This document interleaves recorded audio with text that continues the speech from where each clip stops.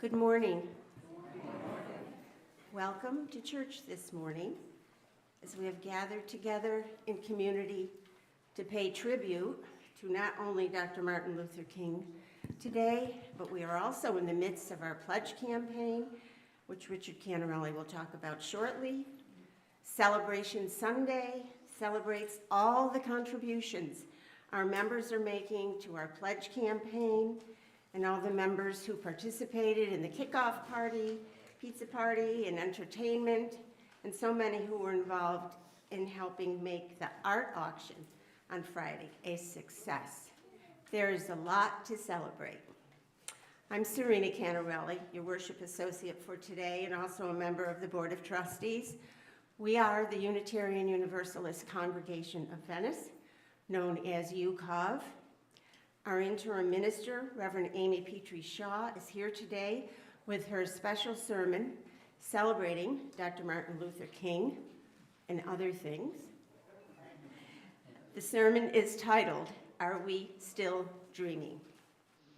As stated in our mission statement, we are a welcoming, caring community for those seeking spiritual growth, meaning in life, and pursuing justice for all.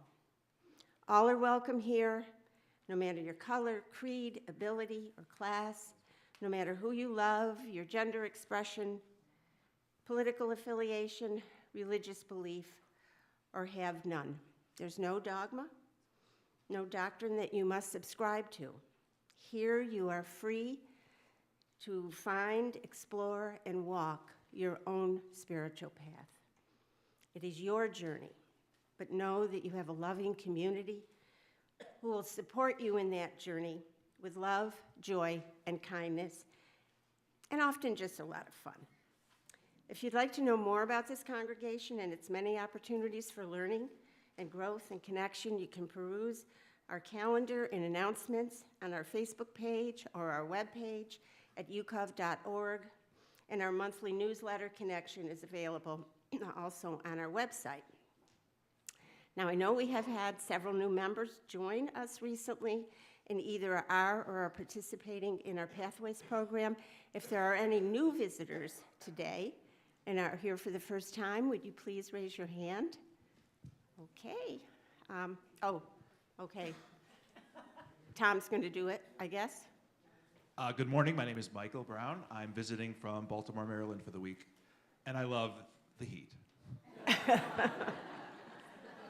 Thank you, Michael. Any other new members or new visitors?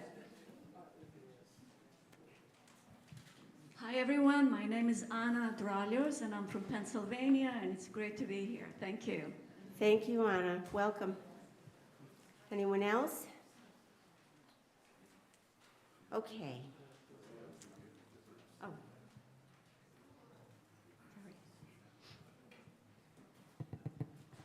This is one of my best friends in the whole wide world.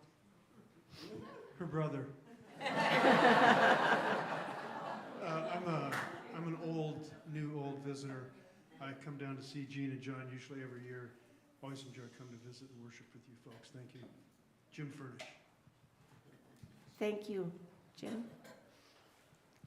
Lastly but not least, for those members who are watching us virtually because of circumstances that prohibit your joining us in person, a warm and loving hello. Now, for announcements. Okay, Richard Canarelli, come on up. Get up here. With that rousing.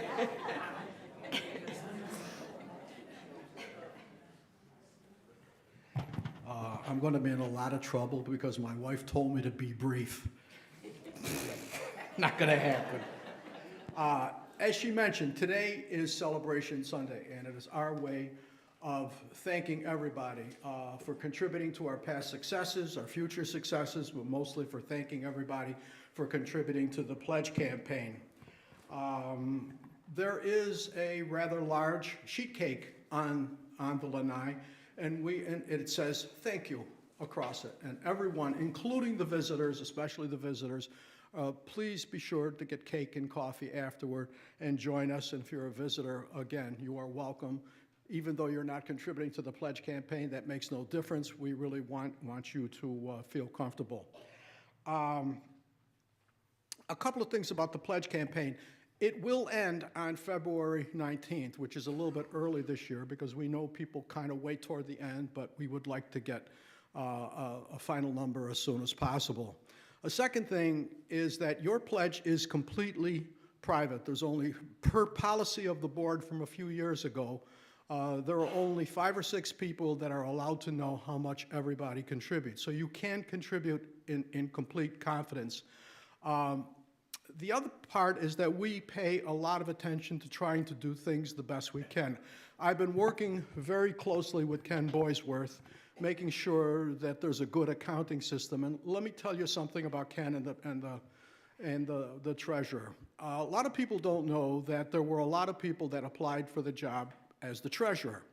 And the board whittled it down to 2 or 3 people. And they said to them, we're going to give each of the 3 of you a test to see if you're qualified for the position.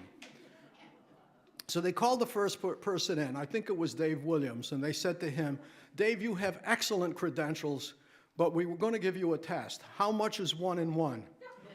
And Dave said, that's a good one. That's 2. Dave, thank you very, very much. We appreciate it. We'll get back to you. And then another person came in. I think it was Steve Leapley. He wanted to be treasurer. Steve, how much is 1 and 1? He said, well, that's easy. That's 2. Fine. Thank you very, very much. We will call you. And then Ken came in and we said to him, well, how much is 1 and 1? That's your test. And he said, any number you want it to be. You got the job.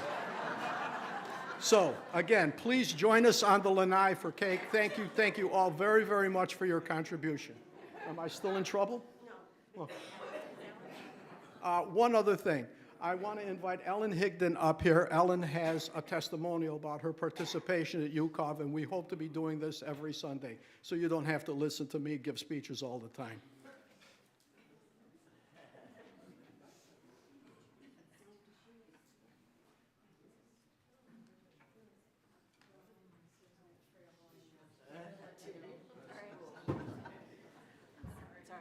It's all right. All right, I was asked to say, why is UCOV important to me? And I just say to you, look around. What do you see? This is Florida, people. Florida needs accepting, welcoming, liberal people like us, and we need UCOV. UCOV keeps us hopeful, grounded, and sane. So I've written a poem because I love Dr. Seuss and his ability to both entertain and teach us things. And this is called Give Till It's Done, a tribute to Dr. Seuss. One of the things that I'm sure that I know is there's so many ways we can spend all our dough. There's food and clothes and homes and cars. There's fancy restaurants and bars. There are gifts and toys for girls and boys, and so many things that give us great joys. We love to see far-off exotic locations, TV and movies for at-home staycations. It's easy to see how much money we lack, but in spite of that lack, it is good to give back. UCOV gives to us peace, joy, inspiration. We get love from each other and socialization. We learn, we explore, we look in, we look deep. Together we listen, we break bread, we weep. We're all on the journey we call human life. Together we weather the trials, joys, and strife. Without dear UCOV, we'd feel much more alone. Without it, would we have a spiritual home? We all want to be good, for we know that we should. But how do we do it? We would if we could. Well, folks, here's the way, and it's easy to say. You can make a big pledge. Give as much as you can. Just fill out that form, pay it up on your plan. Once that's done, you'll feel right once you give all you can. You will feel really proud of that pledge in your hand. Once your pledge has been made, you will show the right stuff. If we all make a pledge, then there should be enough.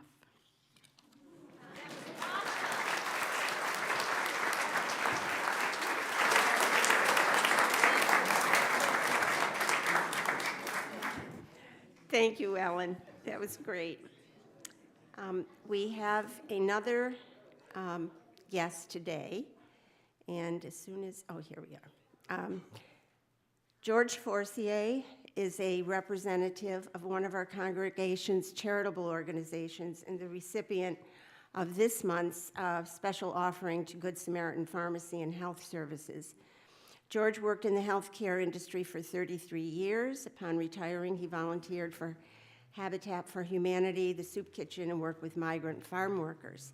He began volunteering at Good Samaritan Pharmacy and Health Services in 2008 when it was founded, and he has found a real passion for what they are doing. He volunteers there as a patient advocate and is president of their board of directors. He's here today to tell us a little more about this organization that we contribute to.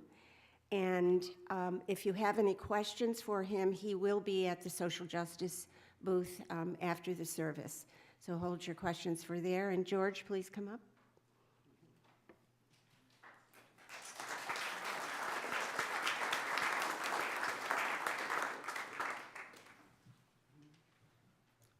Thank you. Can you hear me in the back everywhere? I don't have a poem, I'm sorry. And I didn't interview for this job either, so I'm at a disadvantage. It's hard to follow those two presentations.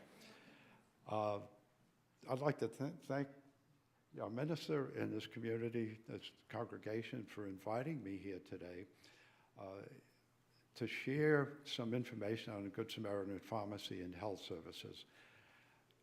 Our mission is to provide free access to physician care and medication to financially needy, uninsured patients in our community so we can improve their health and their quality of life. We can provide fairly comprehensive health care, and rather than provide a list of all the services that we can provide, I thought I would just tell you a story about one of our successful patients. John was a patient that came to us. He was homeless, he was unemployed, and he was having physical problems as well as some seizure problems. He was suffering from seizures. He had chronic hip pain, chronic shoulder pain. The shoulder pain was so severe he couldn't sleep. He came to our clinic. Our initial diagnosis was that the pain was from traumatic dislocation during his seizures, but we needed additional testing to see what was really going on. We provided some interim medication to help him, but we sent him for some diagnostic testing. We had blood tests done, we had CAT scans done, we had MRIs done, and we had blood work done to get a better read on what was going on. After getting the test results back, and all these test results were arranged through Sarasota Memorial Specialty Clinic, all free of charge, no charge to the patient. None of our services, there's any charge. Based on the diagnostic testing, we determined that he needed to see a neurologist and he needed to see an orthopedic surgeon. We arranged for a visit to a neurologist who determined that his seizures were circumstantial due to his homelessness and constant dehydration. The orthopedic doctor determined he needed a hip replacement. Before he could get the hip replacement, he had to get his life in order. He had to get a permanent living situation. He had to get some support for his recovery after the hip surgery. And he was recommended that we recommended that he go to a vocational rehab to get his life back in order. He followed these directions. We assisted him in getting affordable housing. he got somebody on his own to support him after his surgery, and that made him qualified for surgery. He had the surgery, the hip replacement, everything went well. He went back home. He stopped his seizures. He's got his driver's license back. He got a job. He got employment, and he's living without pain. We all have pain as we get older, but he's living with a little less pain. He has come back to us and expressed his gratitude in that he told us without our help, he wouldn't be walking, working, or sleeping without pain, and his life has been changed.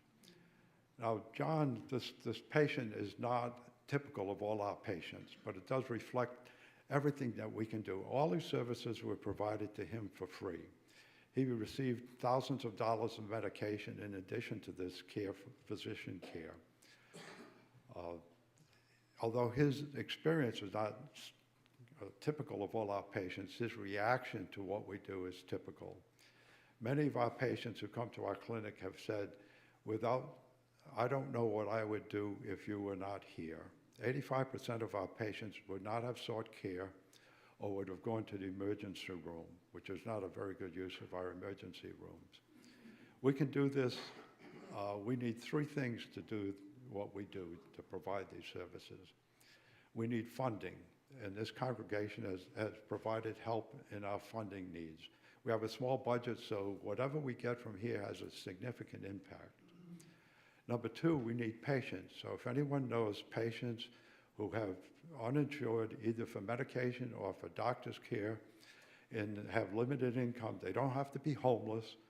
They have to have income 200% below the federal poverty level for a single person. That's like $25,000 a year. And they have to have a Social Security number. We can help them. And as you can see, we can provide fairly comprehensive care if they're willing to come to us and seek help. The third thing we need are volunteers. We have 2 part-time employees, about 50 volunteers who do this. We have approximately 20 medical professionals, doctors, nurses, and pharmacists who commit their time to helping these patients. And we have about 30 other volunteers who provide some kind of support role. It might be anything from fundraising to patient advocacy service, answering the phone, filing, entering computer information, working with pharmaceutical companies to get the free medications that's available. So we try to match our volunteers' interests to what we do. We don't ask for a commitment to volunteer until you come in and either shadow or spend some time with us to see if what we're doing is something that is of interest to you. We ask our volunteers to commit 3 to 4 hours a week. We're located in Tacoma, so we're fairly close. And that is pretty much what our needs are, those 3 needs: funding, patients, and volunteers. I will be at the health fair to answer any questions and provide any information. Just one more thing. Our volunteers range in age from high school. We have high school kids who volunteer, and we have octogenarians, and they work side by side, and it's amazing to see the relationship between the two. And it's very informative for high school kids to see what's going on in the world outside of what might be an ideal household. So we're proud of what we do, and we're thankful that you have participated in our mission, and we appreciate it very much. I can answer questions afterwards, okay? Thank you. Thank you again.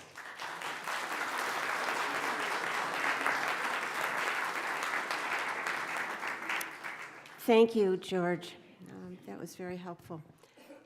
We have one more person coming up, and then a few more announcements. We'll get there. Bill Harrison, please.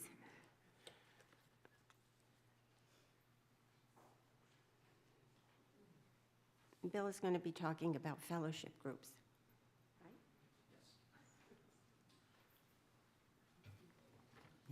Boy, now it's 3 hard acts to follow. I was told that because there were so many announcements, I better keep this brief, like under 2 minutes. So if anybody's got a stopwatch out there and I go over, please give me the high sign. Let me know.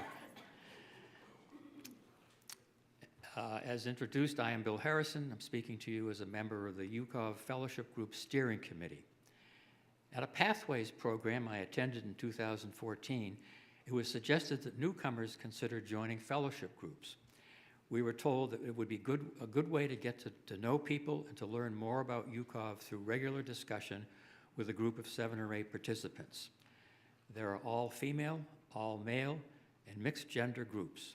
These groups meet twice a month with the expectation that members share in selecting topics and leading discussions. We commit to respecting others' views and are encouraged to celebrate our differences. Some of the more memorable meeting topics for me over the years have been the difficulty of accepting help from others, understanding and dealing with anger, ours and others, that of others, and acknowledging our privilege and coming to grips with our own prejudices. This was a tough one to admit, but all of us are prejudiced, I'm sure, to some degree. For more information about fellowship groups, I encourage you to speak with folks who are currently in groups. I believe that about 1/3 of the congregation is involved with this program. You may also contact Wendy Voigt, Fellowship Steering Committee Chair, or one of the others on the committee, including Denny Fuller, who made the announcement like this last Sunday, Claire Harrison, and Nancy Jansen. Thank you.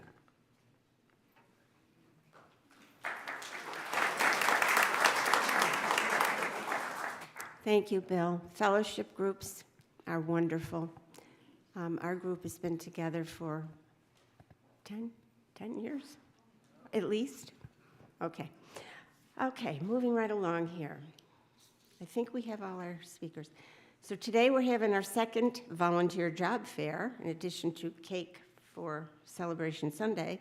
So please stay after and see what our teams have to offer. Enjoy some chili and win some prizes. A Pathways class is scheduled for January 24th.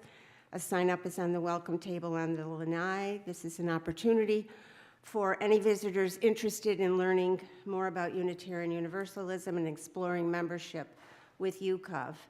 A grief support group will be held Wednesday, January 25th at 1 o'clock, Friday, January 27th. Jazz with Maury, Great Decisions, a program by the Foreign Policy Association, will start Monday, February 13th from 6 to 8 p.m. Contact John Van Camp or Kathy Avery to register. That would be John Van Camp, otherwise known as Larry Leviticus. Eileen is going to tell us about an upcoming program. Oh, Eileen, I didn't know you were coming up. Okay. All right. It was on there. You can put the Navamaze one. Okay, hi, I'm Eileen Leapley. It's great to see this big crowd. Oh my goodness.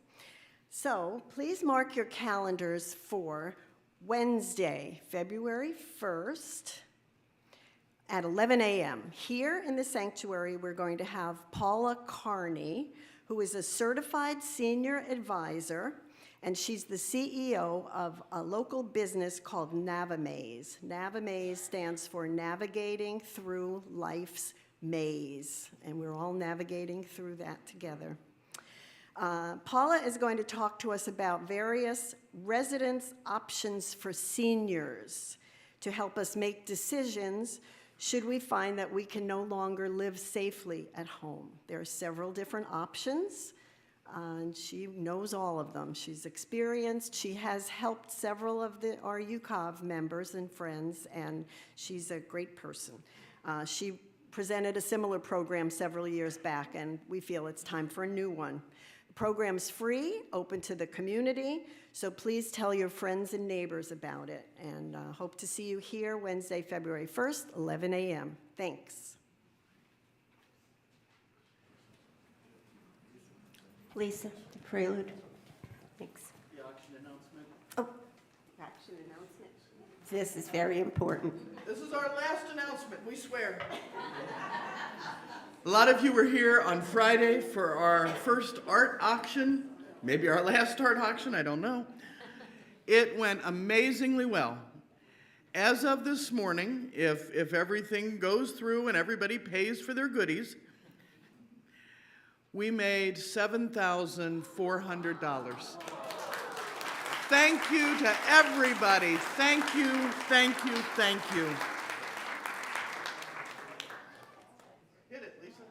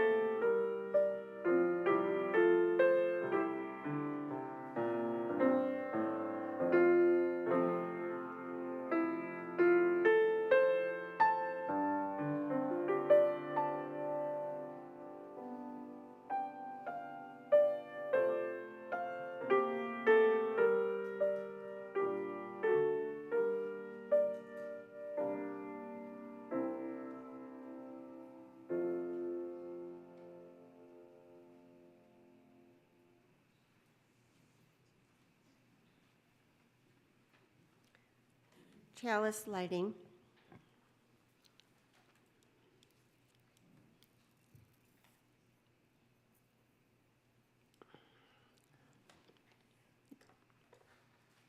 This is by Maya Angelou.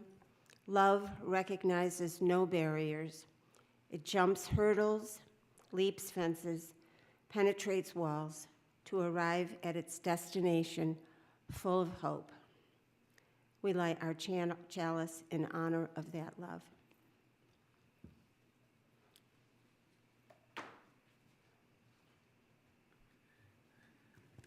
Well, good morning, everyone. I'm Reverend Amy Petrie Shaw. My pronouns are they or she, and we are here today on the traditional land of the indigenous Calusa people. We're going to be talking about Dr. Martin Luther King today and his message. Some of you may know that in 1966, Dr. King came to our General Assembly, our UU General Assembly, in Hollywood, Florida, and he delivered our Where lecture. It was amazing. We're going to be hearing some words from that lecture today. And he called on us as Unitarian Universalists to help live into his dream. He called on us to love a little harder, to stand a little brighter, to speak our truth a little louder. These are some of his words, not from that Where lecture, but some of his words. The ultimate weakness of violence is that it is a descending spiral, begetting the very thing it seeks to destroy. Instead of diminishing evil, it multiplies it. Through violence, you may murder the liar, but you cannot murder the lie nor establish truth. Through violence, you can murder the hater, but you do not murder hate. In fact, violence merely increases hate. Returning violence for violence multiplies violence, adding deeper darkness to a night already devoid of stars. Darkness cannot drive out darkness. Only light can do that. Hate cannot drive out hate. Only love can do that. And he asked this question. He said, the question is not, will we be extremist? But what kind of extremist will we be? Will we be extremist for hate or for love? For the preservation of injustice or for justice? Let us walk in light and love and justice. Let us keep dreaming the dream that he gave us to dream. We're going to be doing hymns today that are probably a little off our normal path. They're hymns that Dr. King loved. Some of you will recognize them. We're going to start with number 169, We Shall Overcome. Please rise in body or spirit. We're going to do number 169, We Shall Overcome.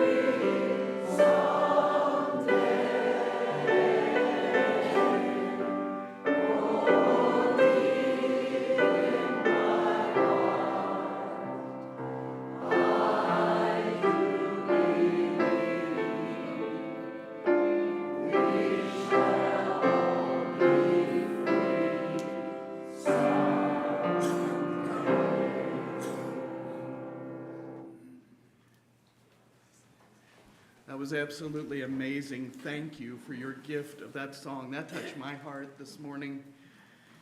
This is time in our service for our children's chapel when we talk to the children about what the grown-ups are going to be learning today. And what we're talking about today is the Reverend Dr. Martin Luther King and what he's done for us and what he's done for our world. But I also want to talk about what the children of the movement did, because this is important. In May of 1963, thousands of black children, the youngest were 7. So I want you to look at the kids in our sanctuary here today. The youngest ones were that size. They conducted peaceful protests all around Birmingham, Alabama. They were organized by James Bevel, and they wanted to do this to draw attention to what was going on with the civil rights movement. Because you can imagine in Birmingham, Alabama at the time, people weren't real concerned about black people being beaten through the streets. They brought out the dogs, they brought out the fire hoses. People were scared. And even though these children were frightened, they agreed to do this. They volunteered to do this.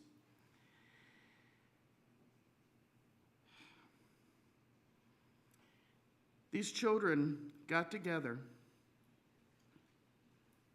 and they gathered at the 16th Street Baptist Church that was later bombed. And they were there to engage in peaceful marches. They were trained in nonviolent protests, nonviolent behavior. Over the next few days, hundreds of children went out into the streets of Birmingham, Alabama. They were met with fire hoses. They were met with dogs. And they went out again the next day. And they went out again the next day. And they went out again the next day until America woke up to what they were seeing on the news at night. This wasn't people that they could write off as hoodlums or villains or dangerous. There was no way to demonize a 7-year-old child. And people around the world started to pay attention to what was going on in Birmingham, Alabama. Because 7-year-olds and 9-year-olds and 12-year-olds and 18-year-olds were out there, not fighting, not violent. They were singing songs, holding hands, and they changed the world. The whole nation turned its focus on what was going on in Birmingham, Alabama, so that the adult leaders could be heard, and it was because of children that were your size.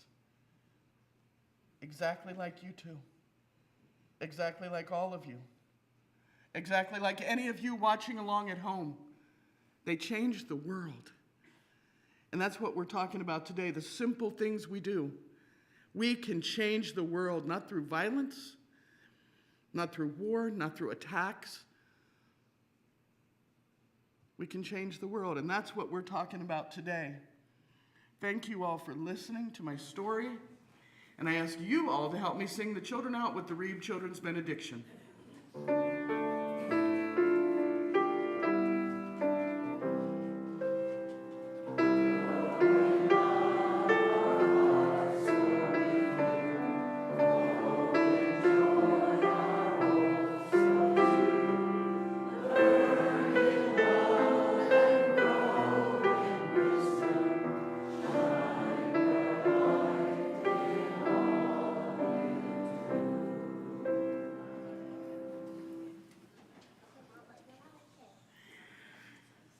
As you all know, giving is a sacred practice, and generosity is one of the values we hold dear.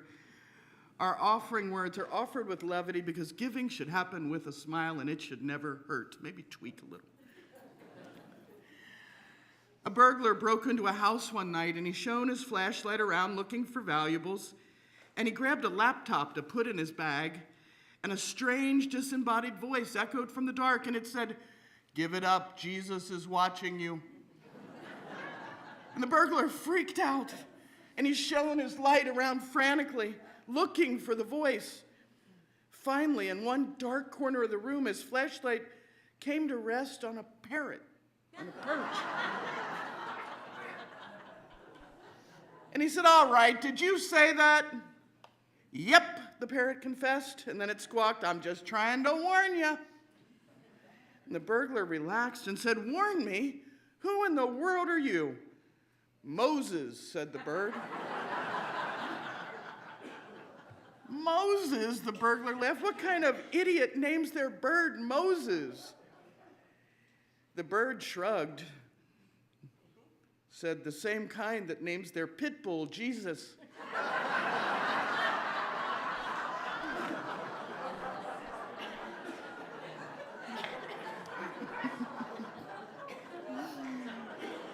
I say to you in all sincerity, give it up. Jesus is watching you. The morning offering will now be given and gratefully received.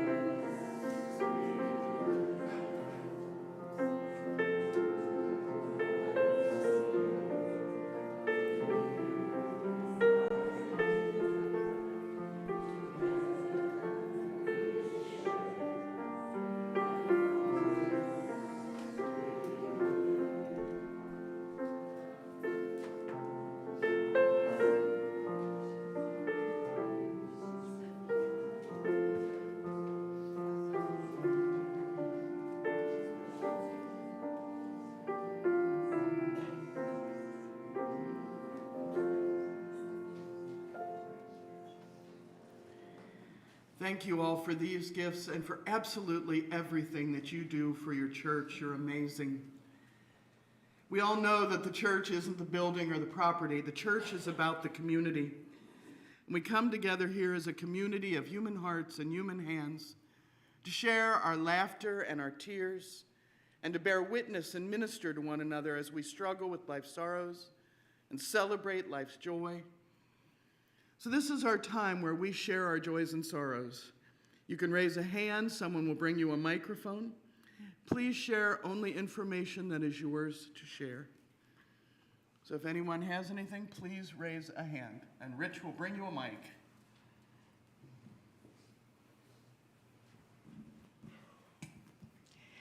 Hi, I'm Nancy Rinaldi Scanlon. My husband is Michael Scanlon, and we have two friends that are sinking into their chairs right now. These are our dear, dear friends, Marie and Chris from Rhode Island, and we've been having a fabulous time together.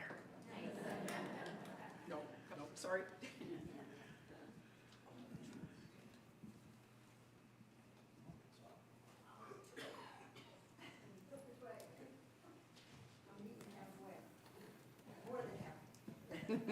Thank you, sir.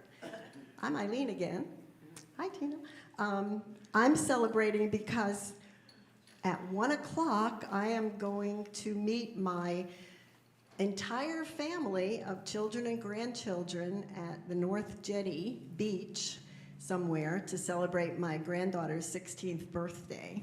I'm very excited, but I'm a little concerned because my daughter from Miami scheduled this thing and she didn't realize that they're repairing the Albee Bridge and it might take us an hour or more to get over it, so I'm a little nervous about that. But anyway, it'll be a lot of fun.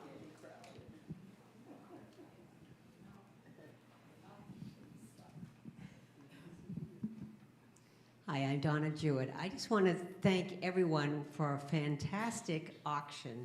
I know there was a lot of work that went into that, and what a great job everyone did.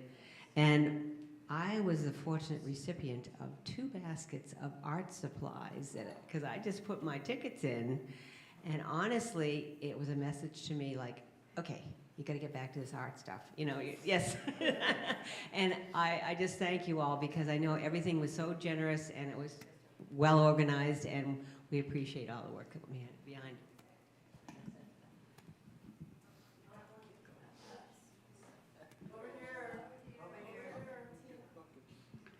I lit a candle this morning in memory of Bruce King. Bruce passed here about a week and a half ago. Bruce was a dedicated UCOB person. He served as assistant treasurer for years. He's the one that took the collection every week, posted it all to he was the first one to handle Power Church for any of the finance people that were involved in our bookkeeping system for pledges and contributions. And he counted out to every penny. He'd be off a few cents and he'd redo it. And he went to the bank up there on Laurel every Monday. And of course, he and Marty both supported all the social justice, went to all kinds of hearings and sit-ins, and he will be greatly missed.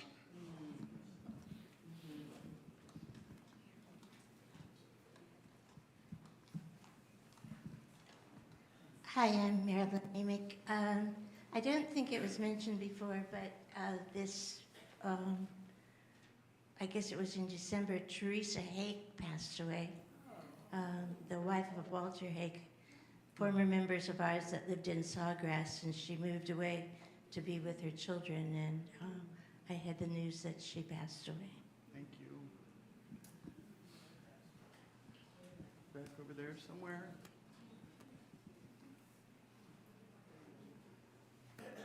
And we got more back there in the middle, too.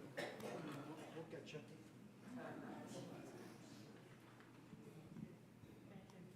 Hello, I am Marie Reed, and I'm an occasional visitor because I love the choir and I love singing. So I have recently joined the Widows and Orphans group, and I just wanted to say 2 things about my late husband. So one is that he was, so I'm Canadian. So he was a member of the federal parliament from 65 to 84. He was defeated, and after what, 17 years, I guess it was about time. So we were very young when he was first elected. He wasn't 30. And so we'd go into this august group and they'd say, oh, I have grandchildren your age. And you know how that makes you feel. Anyway, I realize now how lucky he was to be in Parliament in those years, because somehow things have really evolved over time. And it seems like we have lost some of the efficacy of democracy that we believed so strongly in the 70s.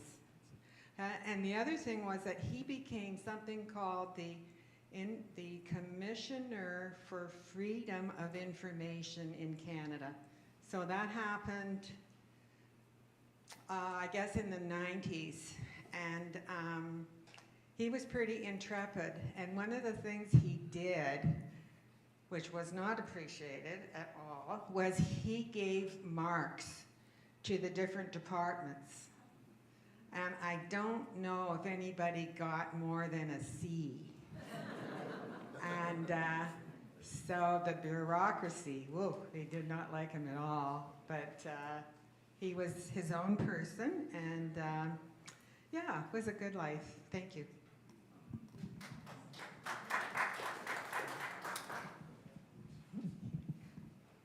I'm Tina Putney, and my son is delivering the service this morning at UU Flint, Michigan. And I'm hoping that he will join that congregation and maybe become a minister.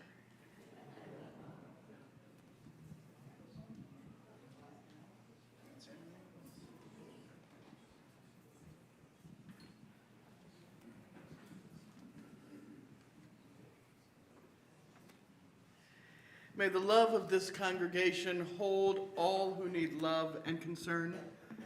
May the light of our community shine on the broken places of the world.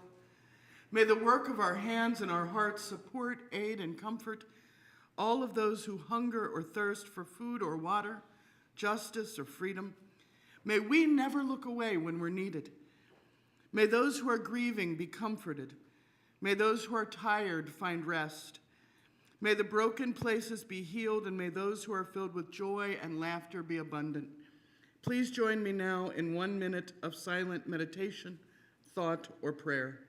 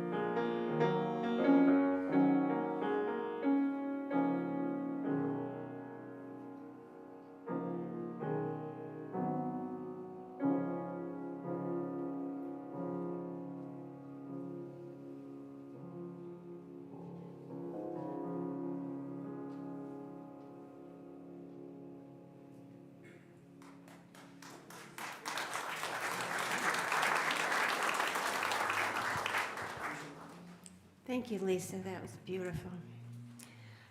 This is a lesson from a lecture by Dr. Martin Luther King called "Don't Sleep Through the Revolution."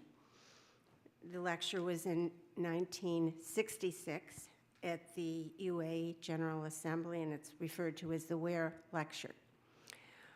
One thing that we usually remember about the story of Rip Van Winkle is that he slept 20 years. But there is another point in that story, which is almost always completely overlooked. It is the sign on the inn of the little town on the Hudson from which Rip went up into the mountains for his long sleep. When he went up, the sign had a picture of King George III of England. When he came down, the sign had a picture of George Washington, the first president of the United States. When Rip Van Winkle looked up at the picture of George Washington, he was amazed. He was completely lost. He knew not who he was. This incident reveals to us that the most striking thing about the story of Rip Van Winkle is not merely that he slept 20 years, but he slept through a revolution. One of the great misfortunes of history is that all too many individuals and institutions find themselves in a great period of change and yet fail to achieve the new attitudes and outlooks that the new situation demands. There is nothing more tragic than to sleep through a revolution, and there can be no gainsaying of the fact that a social revolution is taking place in the world today. We see it in other nations in the demise of colonialism. We see it in our own nation in the struggle against racial segregation and discrimination.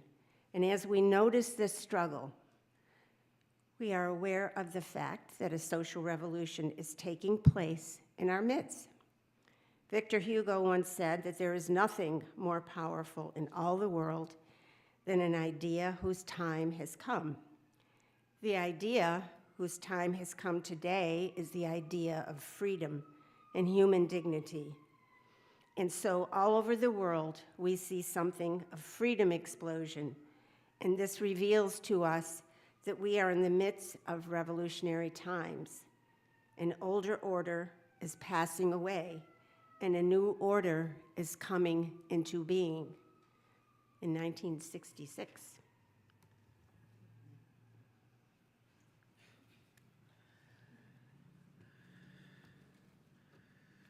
Dr. King died before I ever would have been old enough to speak to him. But if I could have said something to him, I would say something like this. Dear Dr. King, when you spoke at that Ware lecture, you never in your wildest dreams or worst nightmares could have imagined what the world would have looked like 57 years later. You talked about revolution then, but here we are, poised on the brink of another revolution, another period of social change where our nation is struggling. Dr. King, black people are still dying in the streets, sometimes killed by police officers or other black people, by white vigilantes afraid of their black skin. Black women get arrested for failing to signal. Little black boys die while playing with a toy gun. But the difference is we're not asleep anymore. We don't need that dynamite behind us to just tell us that racism is wrong. We've got that. We know that part. Dr. King, you spoke from the depths of a Christianity which called you not to liberalism, but to liberation. And those words call us today. As Unitarian Universalists, we're called by a voice that doesn't let us discard the dream. It speaks as loudly and as surely as a burning bush, or at least a big megaphone. We're called to liberation. There was a march in Washington in 2017 led by activists of all colors. all wreathed in anger and pain at the incoming administration's remarks about Muslims, minority groups, and women and Mexicans. 2,000 plus people gathered on the National Mall, and they stood at Dr. King's memorial. Cornell Brooks, president and chief executive of the National Association for the Advancement of Colored People, spoke to the marchers, and he said at last, "We will march until hell freezes over, and when it does, we will march on the ice. As long as one person remains a slave to a system built on racism and colonialism and oppression, we're called to march. We'll march until hell freezes over, and then we will march on ice." What does that mean to us? To us in this room. I don't know about you, but I'm not going to do real good in 90-degree sun trying to march for 2.5 miles. I'm not going to do real good holding a picket sign for hours. I'm tired. But I can still march with my money.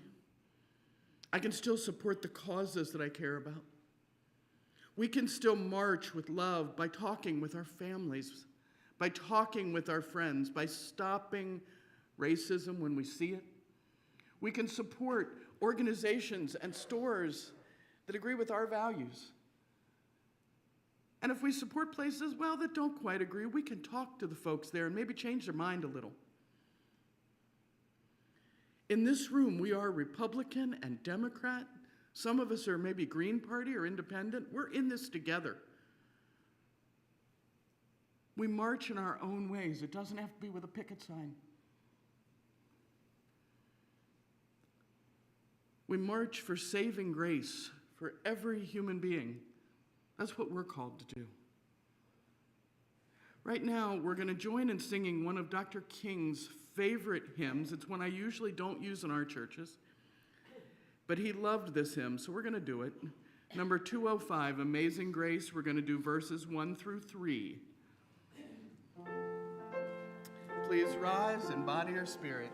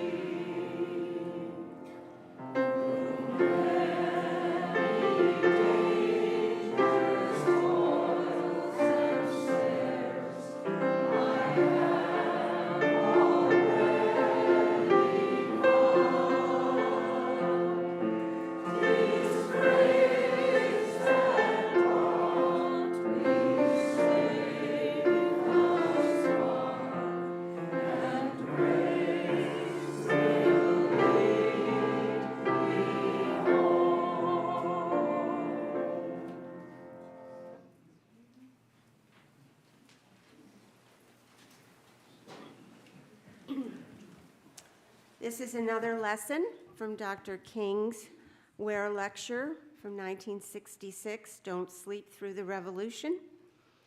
Through our scientific genius, we have made of this world a neighborhood. And now, through our moral and ethical commitment, we must make it a brotherhood. We must live together as brothers, or we will all perish as fools. This is a fact of life. No individual can live alone. No nation can live alone. All I'm saying is this: that all life is interrelated, and somehow we are all tied together. For some strange reason, I can never be what I ought to be until you are what you ought to be. And you can never be what you ought to be until I am what I ought to be. This is the interrelated structure of all reality. John Donne caught it years ago and placed it in graphic terms. No man is an island entire of itself. Every man is a piece of the continent, a part of the main. He goes on to say, any man's death diminishes me because I am involved in mankind. Therefore, send not to know for whom the bells toll, it tolls for thee. This realization is absolutely necessary if we are to remain awake in this revolution.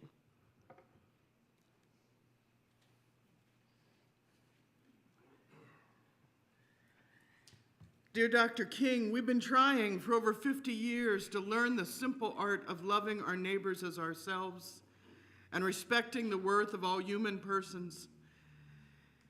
It's still hard for us as humans in America to see that when 50 people are packed together at one end of a small boat, they'll fight and kill each other for breathing room.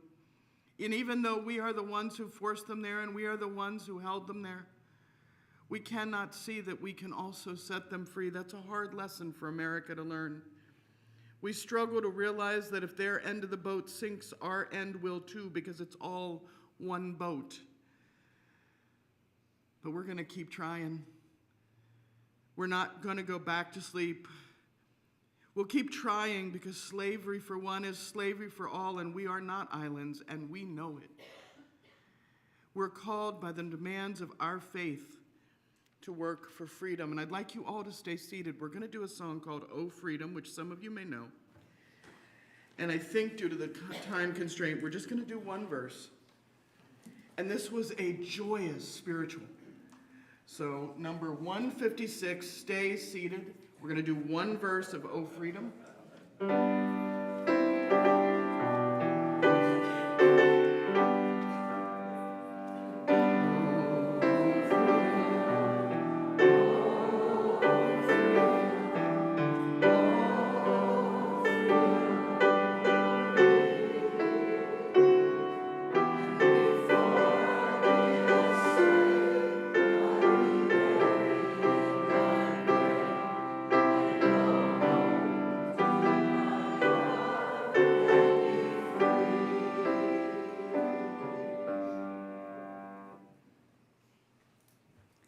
The last lesson from Dr. King from the Ware Lecture. Today's arguments are generally placed on subtle cultural grounds. For instance, the Negro is not culturally ready for integration. If you integrate the schools and other areas of life, this will put the race back a generation. And another, the Negro is a criminal. You see, he has the highest crime rate in any city. So the arguments go on and on and on infinitum. Those who use these arguments never say that if there are lagging standards in the Negro community, and there certainly are, they lag because of segregation and discrimination. They never go on to say that criminal responses are environmental and not racial. Poverty, ignorance, economic deprivation, social isolation breed crime in any racial group. It is a tortuous logic to use the tragic results of segregation as an argument for the continuation of it. It is necessary to go to the causal root to deal with the problem.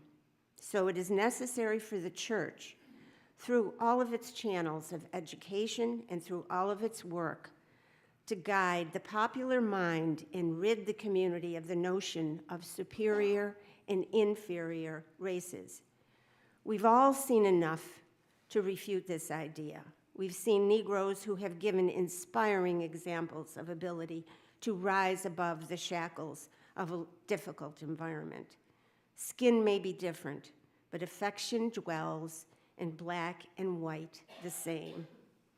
If I were so tall as to reach the pole or grasp the ocean at a span, I must still be measured by my soul.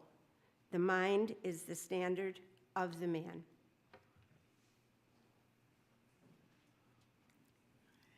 Dear Dr. King, your dream is alive and well today in the hands of Unitarian Universalists across the country. It's alive in high school students who refuse to learn to hate. It's alive in politicians who try to do what's right, and in college students, in young people growing up in the inner cities, and in older people who use their wealth and their power to bend the world toward good. It's alive in each of us who answers the call of our faith and stands up for liberation. We're called to bravery and resilience, to solidarity, to stand beside our siblings in love and trust together that only together we'll find our way home. So many of you have done this good work your whole lives. You've loved people regardless of their skin color. You've stood up for people. You've fought for people. Thank you for everything you've done, and thank you for everything you will keep doing to show people that skin color is not the measure of a person and that everyone deserves a chance. The dream is there if we keep dreaming, if we keep walking, if we keep marching, no matter how we march. And I'll say to you now that as long as one person remains a slave to a colonialist system, we are called to march, each in our own way. And we will march until hell freezes over, and then we will march on the ice. Amen.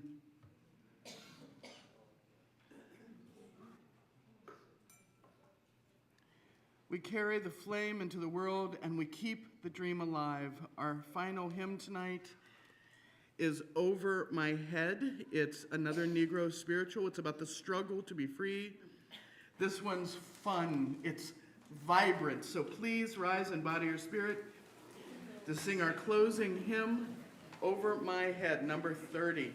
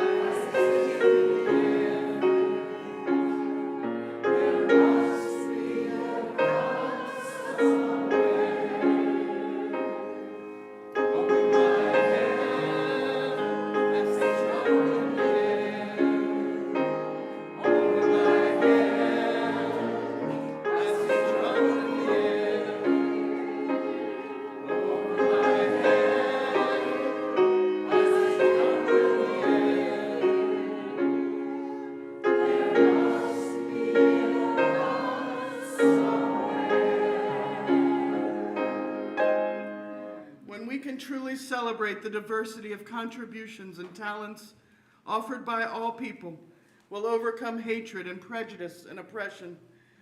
When we can extend our hands to one another in loving acceptance, we'll overcome the past that haunts us now. Let us join in that commitment to overcome. Peace, ashe, and may it be so.